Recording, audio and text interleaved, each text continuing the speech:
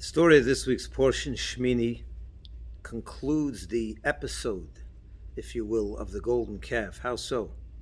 If you'll remember, the Jewish people, they lost faith. Moses wasn't coming down from the mountain, and they turned to Aaron, Moses' brother, and they asked him, and they pressured him to help them make this golden calf. He tried to delay, but it ended up happening. And as such, God wanted to annihilate the people, and Moses begged for forgiveness, and God forgave them on Yom Kippur. And the day after Yom Kippur, God tells Moses, I want you to make me a sanctuary, a tabernacle, or a temple, and that will bring back my presence among the Jewish people, which was kind of removed as a result of the golden calf. It is in this week's portion that construction project, or the inauguration of the construction project of the temple and of the tabernacle, was concluded. And this great celebration. It was on the 8th day of this inauguration, and the Jewish people are waiting for the glory of God to be present in the holy temple. Aaron goes in, brings the offerings that he was told to bring based on God's instructions, and nothing happens. The glory of God is not present in the temple. He's feeling dejected, and he turns to Moses and says, I'm sure it's me that's the reason for this. I was the one that was involved in the making of the golden calf. Apparently I'm not fully atoned, and it's my fault, and my service therefore is not worth anything. And Moses says, not at all. He goes into the temple. Moses goes into the sanctuary and prays to God and asks God to please allow the presence of God to be brought into the temple. And he goes out, and it happens.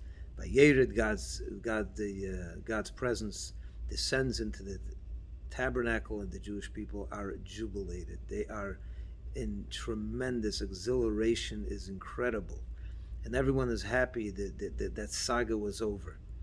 And when you think about the story, it's a story of brotherly love. Moses and Aaron, no jealousy. Moses could have said to Aaron, you know what, maybe I can do a better job. On the contrary, Moses told Aaron, no, your sacrifice did help. All it needs is another prayer. Together we make this happen. It was a case of brotherly love where they each one complimented the other, and that's what brought the blessing and the presence of God to be among the Jewish people once again. Think about that. And contrast that with all the stories of the Torah of siblings, starting from the Cain and Abel, Yitzchak and Yishmael, Yaakov and Esau, Joseph and his brothers. It's all a story of jealousy. People are jealous of one is jealous of the other, and it in most cases it ends bad, or at least there's a bad interval. Over here, it's two brothers getting along. Imagine if the Jewish people, the different factions, the different organizations, would all work in sync and complement each other and work together. We would see so much more blessing of God.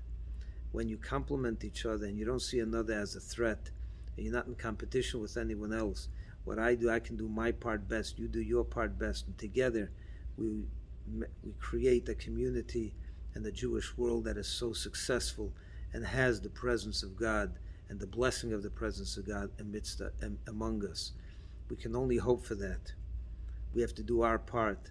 Get along a little better with your brother, with your Jewish brother and sister, and work in sync, work together, and each one contributes their part.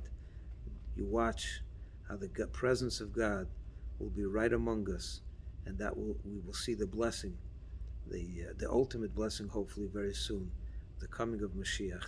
May it be May it be very soon. In fact, let it be now.